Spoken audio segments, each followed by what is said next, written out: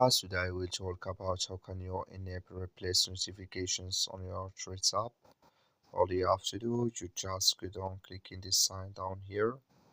Then you come to your profile here. Then all you have to do, just go above this sign, click on it. Then it's going to take you to this here. You click here on notifications here. Just click on it here. So then you come to next step here. Click here on Threads into replace. You come to next step here, then you just go down. You come here to additional options in system settings, just click on it. So then you click here on notification categories here. Then you come here to replace. Just click in this sign, like you see this color super us. That's mean here replace notifications enable with us now. That's all you have to do. That's all. Thank you for watching. Don't forget to support us by like and subscribe.